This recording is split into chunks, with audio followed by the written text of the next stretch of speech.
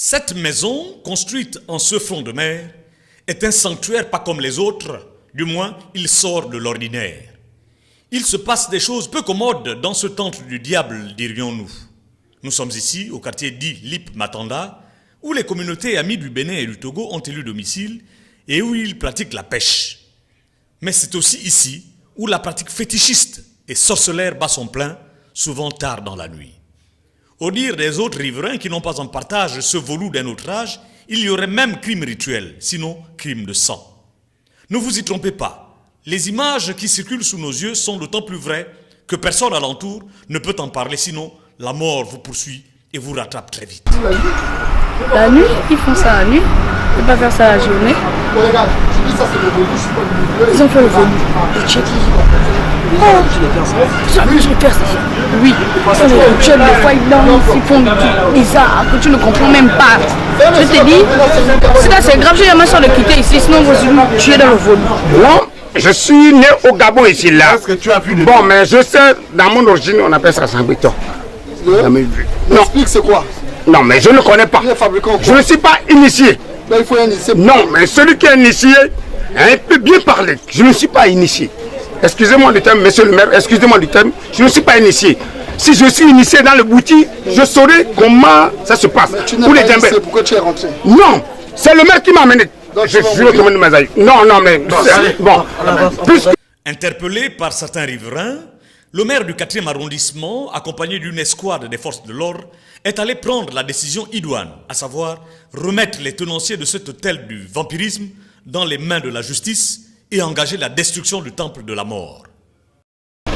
Il y a nos frères béninois qui habitent la zone de Matanda, qui ont des pratiques dangereuses. Là, on a pu voir qu'il y a une case qui est pratiquement bord de mer qu'ils ont construite. Personne n'habite là-dedans. Il y a des masques là-dedans. Il y a des moukouyi, comme on les appelle. Et ces pratiques-là, c'est pour tuer.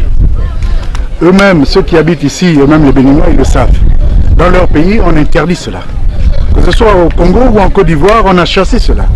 Et ceux-là, ils avaient déjà été interpellés, mais ils continuent à faire leurs pratiques. Toute la nuit, ce sont des danses et personne ne peut parler, ils subissent. Les morts qu'il y a ici, à cette plage, sont causés par tout ça. On dit, c'est trop, on ne peut pas continuer comme ça. Si les gens veulent prier, ils n'ont qu'à aller dans les églises. Mais c'est pas amener ça. Vous allez mettre des pratiques dedans, allez-y, je pense que vous avez dû filmer. Ça, c'est pour détruire. C'est pour détruire. Les gens ne sont plus en sécurité ici, les gens ne vivent plus. Normalement ici, il se passe énormément de trafic ici. Donc nous allons détruire cette case-là. Le propriétaire n'est pas, il n'habite même pas sur les lieux, mais nous l'attendons, il va détruire cette case. Et le bord de mer également aussi, nous allons aussi raser, parce qu'il se passe beaucoup de choses ici, même des immigrants trafiquent par ici, nous allons mettre un péage là. Appelé à sensibiliser ses compatriotes sur le respect des lois gabonaises en la matière, le chef de quartier s'est dit impuissant devant la foudre qui pourrait s'abattre sur lui. Cassé, le chef ne peut pas appeler les gens de Cassé maintenant, là il ne faut jamais accepter. Le chef là même il est mal vu devant les gens qui ont construit cela. Si le chef va appeler les gens pour casser, ça ne peut plus être l'ordre du maire. Il faut dire que c'est lui-même qui a décidé de casser. C'est le maire qui a décidé.